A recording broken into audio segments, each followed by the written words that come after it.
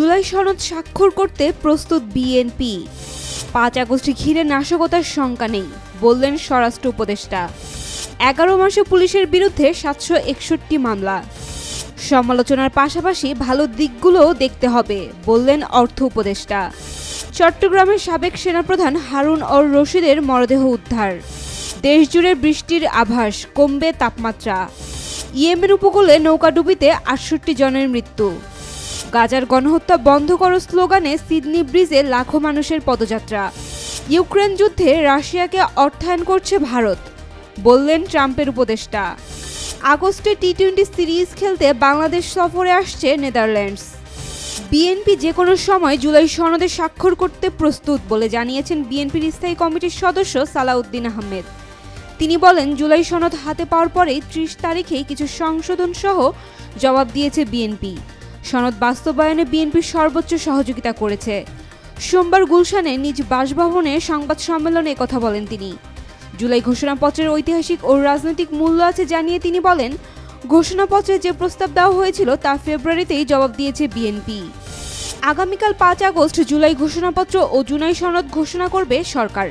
এই উপলক্ষে নাশকতার কোনো শঙ্কা নেই বলে জানিয়েছেন স্বরাষ্ট্র উপদেষ্টা লেফটেন্যান্ট জেনারেল অবসরপ্রাপ্ত মোহাম্মদ জাহাঙ্গীর আলম চৌধুরী।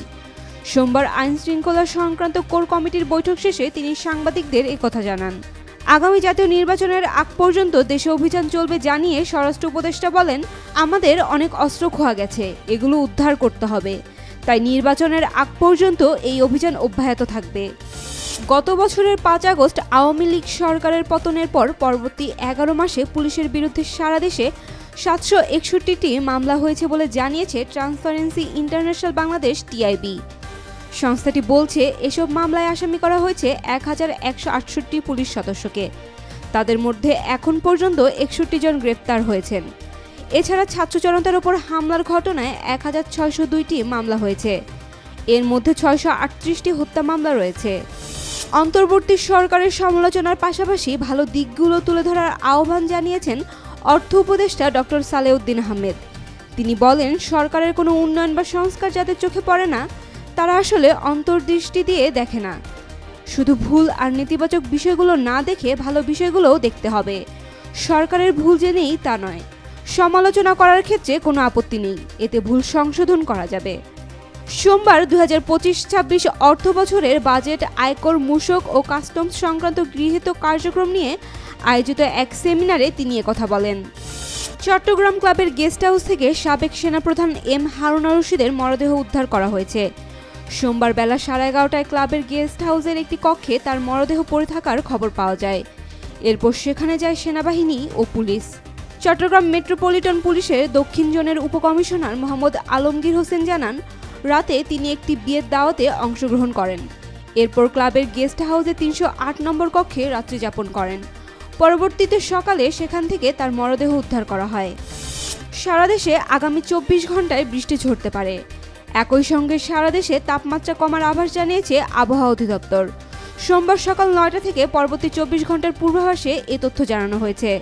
এতে বলা হয়েছে, রংপুর, রাজশাহী, ঢাকা, ময়মনসিংহ ও সিলেট বিভাগের অধিকাংশ জায়গায় এবং খুলনা, বরিশাল ও চট্টগ্রাম বিভাগের অনেক জায়গায় অস্থায়ীভাবে দমকা হাওয়া সহ হালকা থেকে মাঝারি ধরনের বৃষ্টি বা বজ্রবৃষ্টি হতে পারে।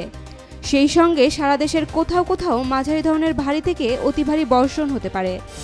ইয়েমেন উপকূলে একটি নৌকা ডুবে অন্তত ৬৮ জন আফ্রিকান শরণার্থী ও অভিবাসী প্রাণ হারিয়েছে বলে জানিয়েছে জাতিসংঘের আন্তর্জাতিক অভিবাসন সংস্থা IOM।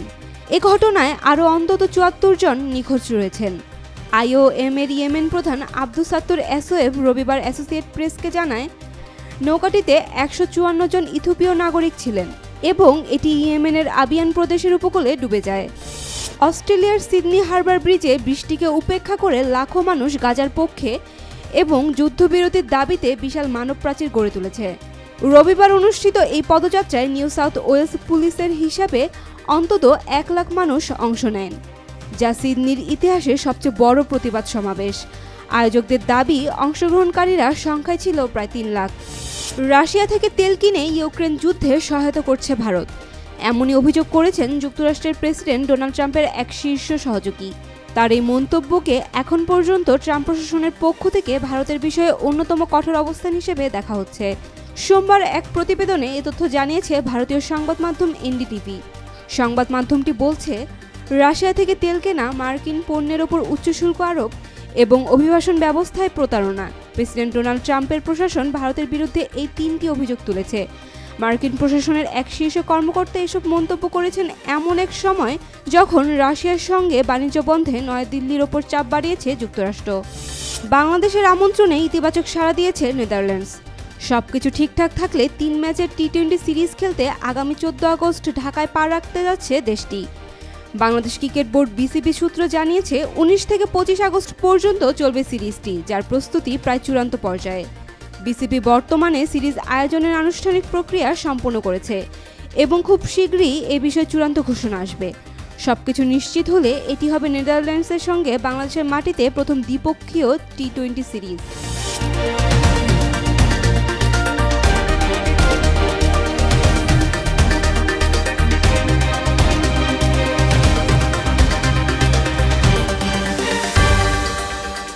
For more updates, follow us on Facebook, subscribe our YouTube channel, get the latest update on www.daily-sun.com.